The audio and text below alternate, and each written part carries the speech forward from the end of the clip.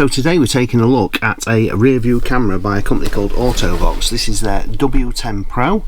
So we're going to be unboxing this today. We're going to be installing it, setting it up and seeing basically how easy it is to install. These are basically a wireless camera.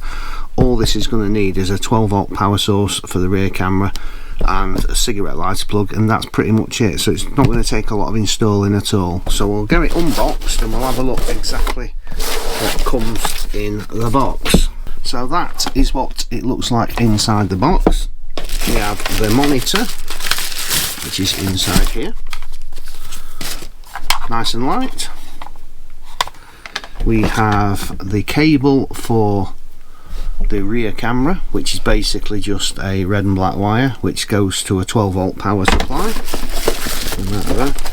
and then we have the rear camera itself mounted on a bracket. Obviously there's the cable that comes with it, which actually plugs into there. I'll not plug that in a minute because we need to route that inside the vehicle once this is mounted on. We also get that for mounting the camera itself. Hold it the right way up, that actually goes on there. We have the instruction book and the 18-month warranty card. We've also got the cigarette lighter plug. This is what powers your monitor. It even comes with a hole saw for this grommet here, so you don't have to look for a hole saw to drill a hole to put that grommet in. It comes with one already. So there is all the items unboxed. As you can see, we've got the monitor. I'll put that on the stand. It has got a bit of tilt adjustment, the camera and the cables, the two antennas, and that's pretty much it. So we're going to go and fit this in our friend's Suzanne's van, Gladys. She's got no rear camera, so we're going to go and put that in there today. Right, so the first job we're going to do, we're going to install this screen for the reverse camera. Now obviously it doesn't want to be anywhere really in the front here because it's going to be in your vision a little bit, so I'm thinking we can install it at a little bit of an angle just there. So all we have to do with this is literally peel the sticky off there and just stick it on. But firstly, I want to just degrease this surface a little bit to make sure it sticks. This is actually quite flexible as well, so if you haven't got a flat area, you can actually wrap the stand around.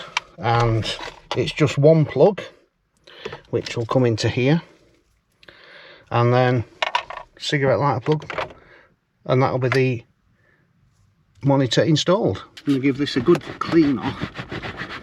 Any dashboard shine on there will make it not stick very well. So all we're going to have to do is unstick this and just carefully place it exactly where we want it, and that is stuck there solid. Now we can actually undo the screw at the back and angle it a bit more if we need to. That's it, tighten that up, that's that fitted. So the driver can see it well from there. It's not in the driver's vision. So there is plenty of adjustment on the side of this camera. You can slide that rear bracket out, tilt it. So we think we're going to have to put this somewhere here. So it's fastened to the metal of the boot lid, and then so it's a case of a couple of drill screws under there into the metalwork to secure that. So to fit the rear bracket, this supply with two of these are drill screws. It will drill the hole and screw itself in. All you need is a cordless drill, 10mm socket on the end. Screw the bracket on, that's all we need.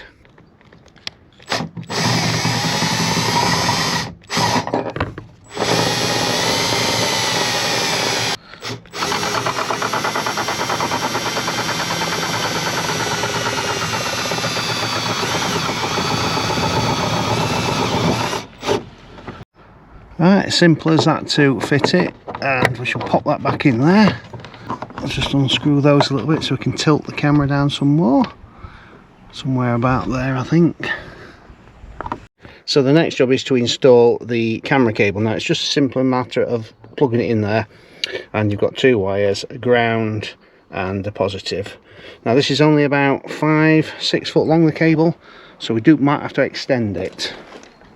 but this is where we've got the camera fitted, up there. So we just need to make a hole for the wire, and then we have got power in the boot somewhere in the back of this cupboard here, so we might have to extend the cables. So in this T-foot I've routed the cable from the rear through the boot. I've got the cable into here. It is a little bit short, so I'm going to extend it, but we have actually got some 12-volt sockets in the back here, so I'm going to piggyback onto the back of there, because all the rear camera needs is basically a 12-volt supply. So yeah, you might have to just extend these cables depending on what sort of vehicle you fit it in, to be honest.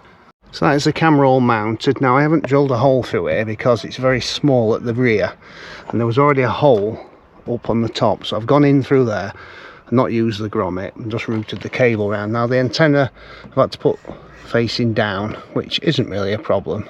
So it should be just a case of plugging it in now, so I'll just pop that plug in. Hopefully the picture will load up. Now it is 2-channel this, so you can actually have a second channel, which we haven't got on, and you can split it to have both channels showing, so you could have another camera at the front or another rear view camera. Just good timing, a motorhome coming past.